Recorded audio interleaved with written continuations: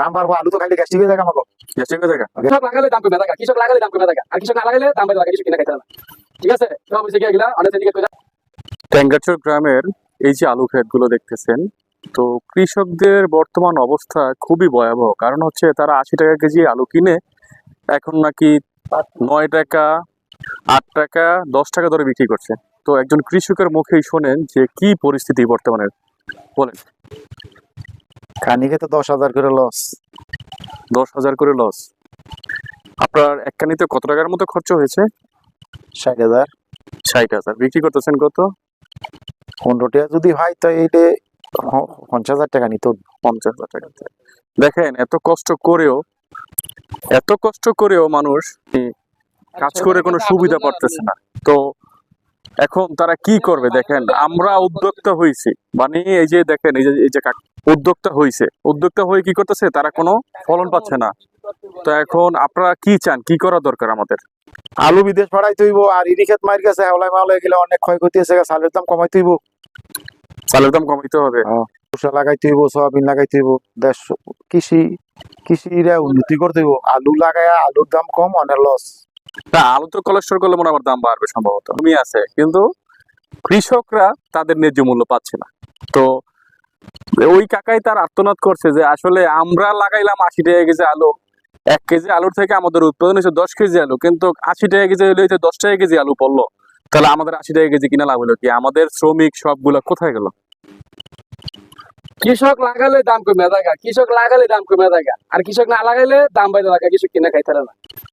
ঠিক আছে, সব হয়েছে গিয়ে এগুলা অনেক সিন্ডিকেট কইরা সব নষ্ট হয়ে যাচ্ছে। এই যে আলুর বাজার নুন মন্দার বন্ধ হয়েছে, টমেটো, আলু, খিরা, যাই কর সব শেষ। কৃষকের অবস্থা অনেক খারাপ করে। ফানি ইরি ক্ষেত মার গেছে, এদিকে তোমার কাছে ইরি ক্ষেত মারি আছে, ফানি অনেক বেশি। ইন্ডিয়া চাল 22 টাকা 23 টাকা কেজি চাল খাইছে, মানে আমি গৃহস্থ 65 টাকা কেজি চাল আমি কিনে আনছি, আমার ক্ষেত মার গেছে। আরে মোড়া চাল। আমাদের কতটা অসুবিধা দেখা দিচ্ছে চারদিক থেকে, যে আল্লাহ আমাদের সবকিছু থেকে হেফাজত করুক। তো কাকা, আপনি ভালো থাকেন, সুস্থ থাকেন, নিজের কাজ করেন, ইনশাল্লাহ ভালো থাকেন। দেখেন, এই যে এত আলু লাগিয়েছে, কিন্তু তারা একটা লাভবান হওয়ার জন্য আসলে কি তারা দেখেন, আমার পিছনে যা দেখছেন সব আলু আর আলু, এত আলু। এটা হচ্ছে আমাদের বলা হয়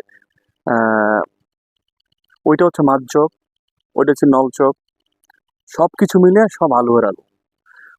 কৃষক লাগাইছে যে আলুর দাম বাড়তি, আলুর দাম কমবে, কিন্তু এতটা যে কমে যাবে এটা হচ্ছে কৃষক মেনে নিতে পারছে না।